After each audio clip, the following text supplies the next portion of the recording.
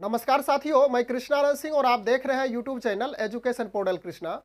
आज हम लोग इस वीडियो के माध्यम से पिछले दिन पंचायत स्तर से जो जनप्रतिनिधि चुन करके आए हुए हैं और उन जनप्रतिनिधियों में आप जान ही रहे हैं, मुखिया, सरपंच, पंचायत समिति, जिला परिषद और जो भी सदस्य है उस जनप्रतिनिधियों में, उसके लिए पंचायती राज विभाग की ओर से एक आदेश जारी हुआ है।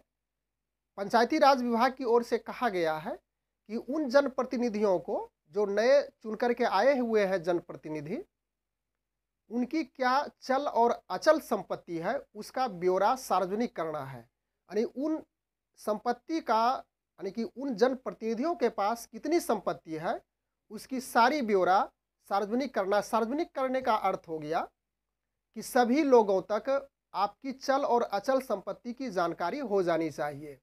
और इसके साथ साथ और आगे क्या महत्वपूर्ण बातें कही गई है, हम लोग यहाँ से जानने का प्रयास करते हैं।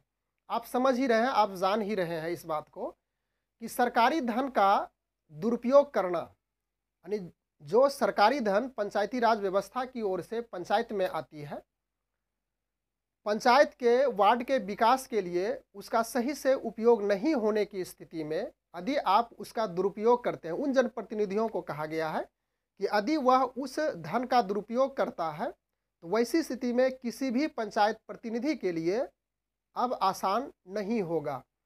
बिहार पंचायत राज अधिनियम 2006 की धारा 170 के तहत पंचायत प्रतिनिधि को लोक सेवक घोषित किया गया है। यानी इस अधिनियम धारा 170 के तहत जो भी जनप्रतिनिधि हैं, यानी कि पंचायत जनप्रतिनिधि, वह लोक सेवक कहा गया है, यानी कि लोक सेवक के रूप में उसकी घोषणा की गई है।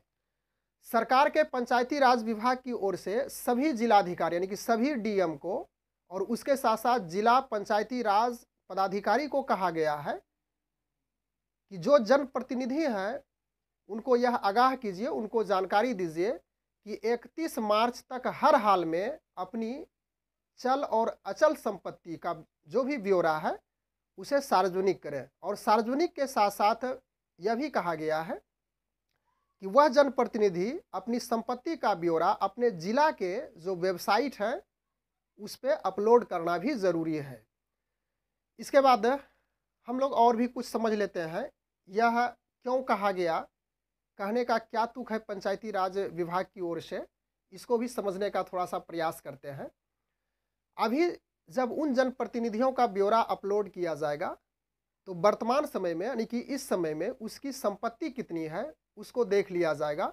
उसके बाद आगे आने वाले समय में किस प्रकार से उसकी संपत्ति का इंक्रीजमेंट होता है, किस प्रकार से वृद्धि होगी, तो एक आकलन के तहत यह पता लगाया जा सकता है कि उन जनप्रतिनिधियों का अचानक यदि उस पैसे का, यानी कि उस राशि का यदि दुरुपयोग करते हैं तो अचानक उसकी संपत्ति यदि बढ़ती है तो निश्चित रूप से पता लगाया जा सकता है कि इतनी पैसा यदि उसके पास एकत्रित हो चुका है, जमा हो चुका है संपत्ति, तो निश्चित रूप से कहीं ना कहीं वह जो विभागीय राशि आती है उसका दुरुपयोग हो रहा है। इसके बाद और भी हम लोग समझ लेते हैं। विभागीय पत्र द्वारा स्पष्ट कहा गया है कि पंचायतों के विकास के लिए बड़ी मात्रा में विकास कार्यों को क्रियान्वयन के लिए राशि उपलब्ध, यानी कि धन राशि उपलब्ध कराई जाती है। उस राशि का उपयोग स्वयं, यानी उस राशि का उपयोग वार्ड या तो पंचायत में ना कर स्वयं अपने धनार्जन के लिए, अपने धन यानी अपनी संपत्ति को बढ़ाने के लिए करते हैं। तो इसी को लेकर के यह बातें विभाग की ओर से जारी की गई है। पंचायत के प्रतिनिधि बिहार राज्य अधिनियम 2006, जिसकी चर्चा हम लोग कर ही चुके हैं, अधिनियम 2006 की धारा 170 के तहत लोक सेवक घोषित है। और इस प्रकार आवश्यक है कि यदि वह लोक सेवक घोषित हो जाते हैं, लोक सेवक हैं, तो अपनी चल और अचल संपत्ति का ब्यौरा सार्वजनिक करना भी जरूरी हो जाता है। इसके बाद जब वह ब्यौरा अपना सार्वजनिकरण करेगा तो जो भी जनता है उस क्षेत्र के, उस पंचायत के, तो आप आसानी से उस वेबसाइट के माध्यम से उनकी संपत्ति 2022 में यदि देखनी है, अभी अपलोड होता है यदि उसकी संपत्ति को, तो आज के डेट में उनकी संपत्ति का आकलन कर, आने वाले समय में उसकी संपत्ति का आकलन कर आप आसानी से उसको समझ सकते हैं। ब्यौरा देने की अंतिम तिथि, फिर से इस बात को मैं रिपीट कर दूं, ब्यौरा देने की अंतिम तिथि 31 मार्च तय की गई है। और जो जनप्रतिनिधि, पंचायत जनप्रतिनिधि ब्यौरा नहीं देते हैं तो उससे स्पष्टीकरण भी पूछा जाएगा, और स्पष्टीकरण पूछने की भी तिथि निर्धारित की गई है।